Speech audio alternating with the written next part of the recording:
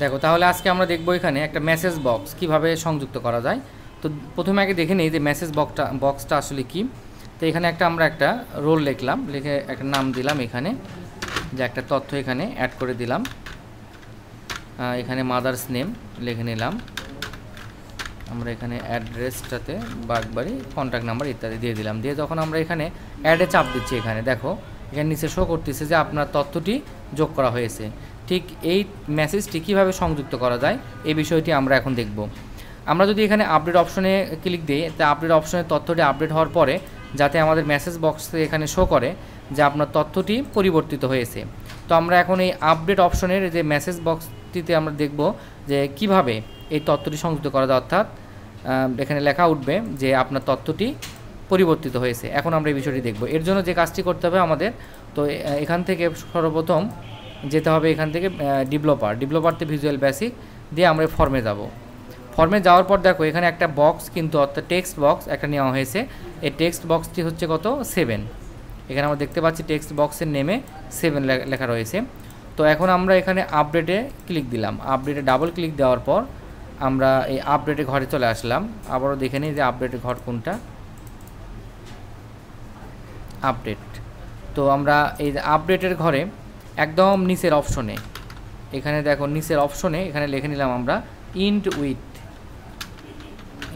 With. এরপরে আমরা এখান থেকে একটা দিয়ে লিখে দিলাম ক্লিয়ার দ্য ডাটা লেখার পরে আমরা কোন বক্সটি দেখলাম এখানে টেক্সট বক্স কত, 7।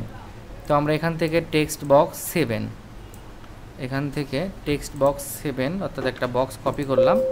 কপি করে আমরা এখানে লিখে দিলাম, দেখো টেক্সট বক্স 7।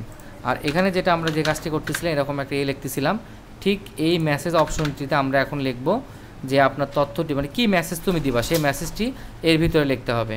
তো মেসেজটি আমরা লিখে নেই। এরকম আমরা একটা ওয়ার্ড ফাইল ওপেন করব। ওপেন করে এখান থেকে আমরা বিজয়ে গেলাম, এখানে বাংলা দিয়ে লিখে নিলাম যে আপনার তথ্যটি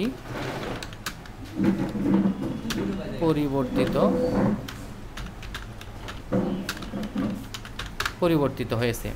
এখন লেখাটিকে আমরা কপি করব। এখানে কপি করে আমরা আবারও সেখানে যাই যে এই মেসেজের ভিতরে ওটাকে পেস্ট করে দিব। তো এখানে ফন্টগুলো তোমরা বুঝতে পারবা না, কিন্তু এখানে লিখলে ফন্টগুলো সঠিকটাই শো করবে।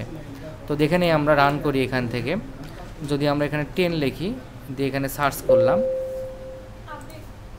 আচ্ছা ইন্ড উইথ, এখানে এটা একটু দেখাচ্ছে।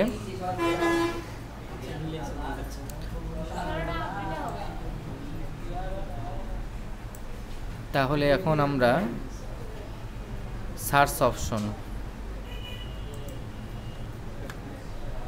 তাহলে এটা হবে আপডেটে, আমরা সার্চে বসাইছি। তাহলে এখানে কপি করলাম,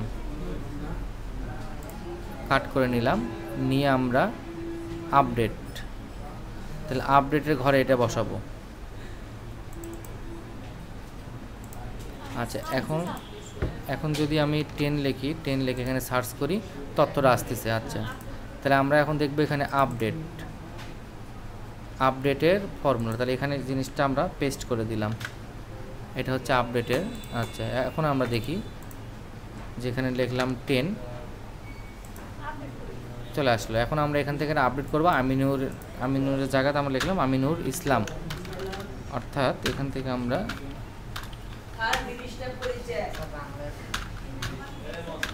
আচ্ছা ইসলাম লেখার পরে যখন আমরা আপডেটে চাপ দিচ্ছি, আচ্ছা এখানে আমাদের ভুল দেখাচ্ছে, কোনটাতে ভুল দেখাচ্ছে দেখি আমরা। আচ্ছা এখানে ইন্ড উইথ না দিয়ে আমরা এখান দিয়ে ইন্ড ইফ দিলে কি আসে,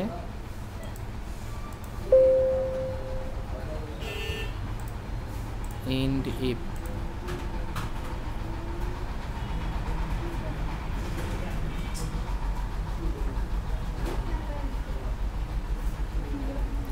আচ্ছা আমরা এখান থেকে যে end with clear the data,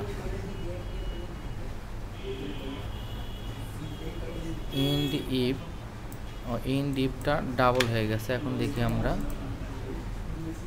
হ্যাঁ, আপনার তথ্যটি পরিবর্তিত হয়েছে। যেখানে আমরা ইন্ড উইথ লিখছিলাম সেটা ইন্ড উইথ না, ইন্ড ইফ। এখন দেখো, তাহলে আমাদের এটা কমপ্লিট। আমরা এখন পূর্ণাঙ্গভাবে দেখতে পারি। সব কাটলাম, অ্যাডমিশন, এখানে আমরা 10 লিখলাম, লেখার পরে এখানে সার্চ করলাম আর ডাটা চলে আসলো। এখানে হামিদুর, আমরা এখানে রহমান লিখে দিই, হামিদুর রহমান।